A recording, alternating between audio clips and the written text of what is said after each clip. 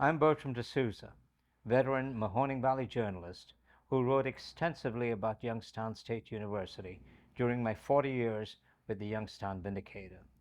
It's my firm belief that YSU's trustees will be making a grave error in judgment if they proceed with the appointment of Mahoning Valley Congressman Bill Johnson, a Republican, as president.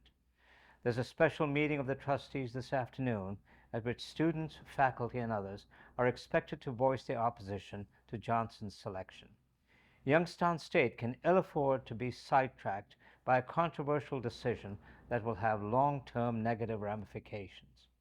Johnson, who has served in Congress since 2011 and is an unabashed supporter of former President Donald Trump, who continues to impart the big lie that his 2020 re-election bid was stolen from him, is unqualified to lead a four-year institution of higher learning. He is not an academic and has little to no knowledge of the inner workings of Youngstown State.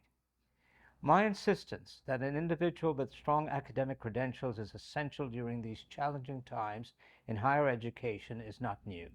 I strongly objected when the Board of Trustees chose the well-respected, well-known, and popular Jim Tressel to be president because he didn't have the prerequisite scholarly accomplishments. But compared with Johnson, Tressel was intimately familiar with university life, first as a head football coach at Youngstown State and Ohio State, and then as an administrator at the University of Akron. His global reach has served YSU well, especially with regard to raising private money for needed projects on campus. Johnson is a firebrand politician whose vocal opposition to abortion, LGBTQ rights, immigration, and other key issues will remain a flashpoint if he occupies the president's office. The 8 trustees who voted to offer the congressman the job, they were appointed by Republican Governor Mike DeWine and his predecessor, Republican John Kasich, were obviously aware their decision would ignite a firestorm of public criticism. That's why they made the decision in secret, and why they did not follow the traditional manner in which presidents have been appointed.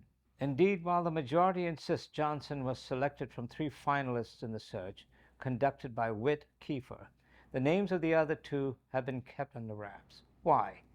The only no vote was cast by trustee Molly Seals, a Kasich appointee. There were no public hearings, no opportunities for the university community and the Mahoning Valley community at large to hear from the finalists, and no involvement of the stakeholders on campus to be a part of the selection process. When you know you've made the wrong decision, you hide under the cloak of darkness. This afternoon, the trustees have an opportunity to correct the error and restart the search process with transparency as the guiding light. And they must explain why a non-academic should even be considered for the presidency of YSU. Finally, if they do proceed with Johnson's appointment, they will have to appease major donors to the university who are displeased with what has transpired.